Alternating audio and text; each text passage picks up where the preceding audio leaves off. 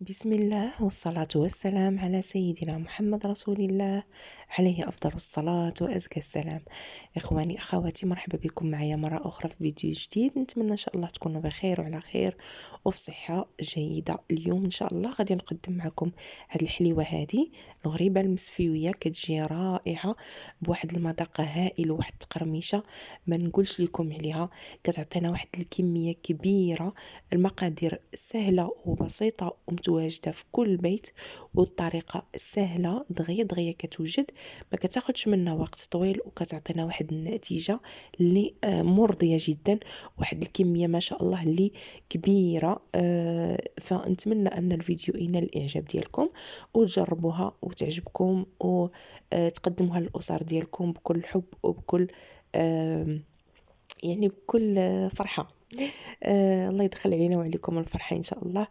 فغادي ندوزو باش نعطيكم المقادير والطريقة ديال هاد الحليوة هادي اللي كتشوف معايا في الصورة. بالنسبة للمقادير فغادي نعطيها لكم مباشرة مع الطريقة. غادي ناخدو قصرية اولا ناخدو اي اناء اللي غنصايبو فيه. غندير رشة ديال الملح، غادي ندير 4 ديال الكيسان ديال السكر سنيدة. انا هنايا درت كميه كبيره، ممكن تقسموا المقادير الا بغيتوا. عندي هنايا 250 غرام ديال الزبده اللي ذوبتها وخليتها شويه بردات، وغادي نضيفها على ديك 4 ديال الكيسان ديال سنيده. بالنسبه للمقادير راه غتجيكم سهله، عندي 4 تقريبا من كل شيء. هنايا وريتكم الزيت، عندي 4 ديال الكيسان ديال الزيت. بالنسبه للحلاوه اللي بغى ينقص شويه من السكر فممكن الكاس الرابع ينقص منه النص او لا ثلث او لا، على حسب نتوما شنو بغيتوا، ولكن هذا القياس ديال 4 راه كيجي هو هذاك.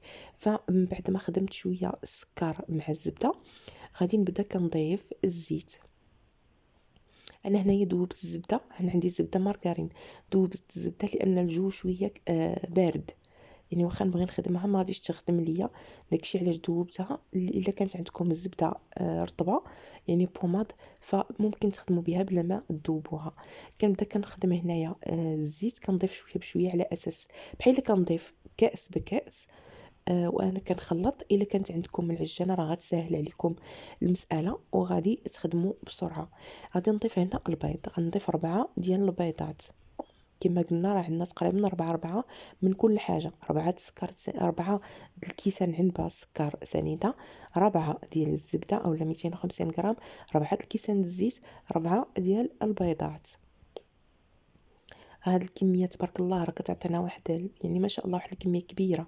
عندي هنايا كاضافه عندي كاس ديال الكوك المطحون، يكون من نوعيه جيده، وعندي قشره ديال البرتقاله محكوكه، ممكن تعوضوها بالحامض ولكن البرتقال مع الكوك تيجي زوين.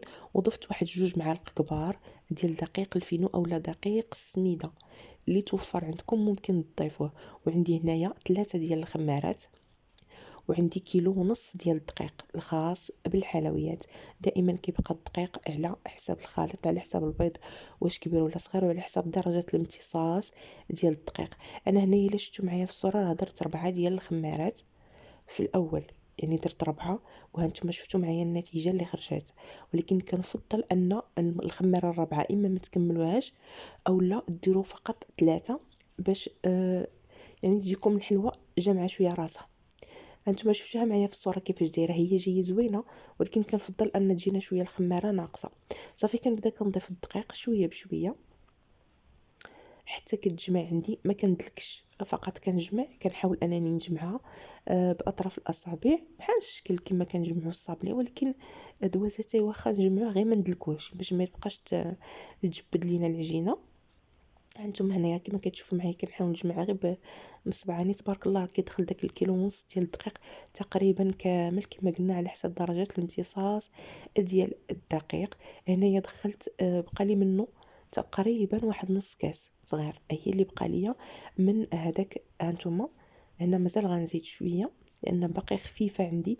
حاول ان العجينه ما تكونش عندكم قاصحه، يلا تجمع لكم يعني تبدا كتشكل تكون رطيبه باش تجينا الحلوه زوينه. ها انتم كما كتشوفوا تبدا كتجمع، فغادي ندوز وغادي نبدا نشكلها ونديرها في صفائح ديال الفرن اللي دهناها من قبل.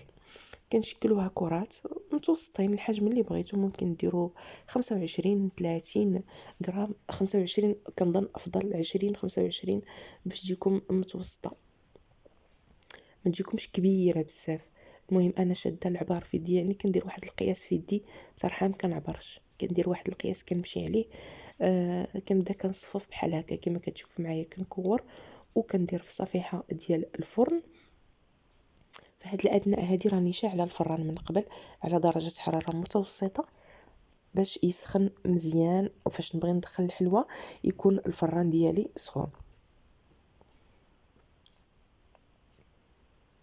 انا هنايا غنسالي الصفيحه الاولى وغادي نوريكم يعني غندهنوها عاد باش نكمل البقيه في نفس الوقت اللي كيكون الصفيحه الاولى راها في الفران كطيب. غادي ناخذ هنايا البيض، غادي ناخذ بيضه كامله، انا خديت بيضه كامله، ولكن الا بغيتو الوجه يجيكم فيه ديك هذيك الطبقه اللي كتبان ديال البيض تكون يعني باينه واضحه مزيان، ممكن تستعملوا فقط الصفر، تستعملوا مثلا جوج ديال الصفار ديال البيض، ودرت معهم هنايا شويه ديال الفانيلا السائله هي اللي كانت عندي. ممكن ديروا شويه ديال القهوه سريعه الذوبان. صافي كنبدا كندهن الوجه ديال هاد الغريبه هادي، كندهن كل وحده من الوجه ديالها، وغادي نجيب اللوز اللي مقطعاه كل وحده نص انصاف ديال اللوز مقطعهم بشكل طولي، وكنغرس كل وحده يعني كنحطها هكذا من الوجه فوق من هذاك البيض، راه كتلصق بوحديتها مع البيض كتلصق، وفي الطياب كتزيد كتلصق، يعني ما كطيحش نهائيا من بعد. صافي غنستمر بحال هكا كما قلت لكم، وفي هذه الاثناء شاعله الفران، غندخل اللاطه ديالي للفران الفوق العافيه تحت منه حتى طيب ليا مزيان، ونهبطها واحد شويه الوجه تحمر، ونخرجها نخليها تبرد ونحيدها، وكيكون هذا هو الشكل ديالها كما كتشوفوا معايا من بعد ما كملتها. بالنسبه لي انا خرجت لي هذه الكميه هذه كامله اللي شفتوا معايا، هذا التبصيل هذا اللي عمرت، وكذلك كاينه معاه هاد اللاطه هذه، باقا هاد اللاطه اللي مازال ما خويتهاش. في المجموع خرجت ليا 140 حبه، وانا درتهم شويه كبار، فممكن تخرج لكم حتى 150 حبه. فما شاء الله يعني كدوز واحد المده طويله عندك في الدار، وكتبقى بالقرمشه ديالها كتجي مقرمله واحد التقرميشه فيها زوينه، والمذاق ديال البرتقال مع المذاق ديال الكوك تيتواتاو بزاف وتعطينا واحد النتيجه رائعه. نتمنى انكم تجربوا هذه الغريبه هذه وتنال الاعجاب ديالكم، وما تنساونيش من اللايكات ديالكم والبارطاج مع العائله والاصدقاء. والا كنتوا اول مره كتشوفوا القناه ما تنساوش تشتركوا وتفعلوا الجرس باش دائما توصلوا بالجديد.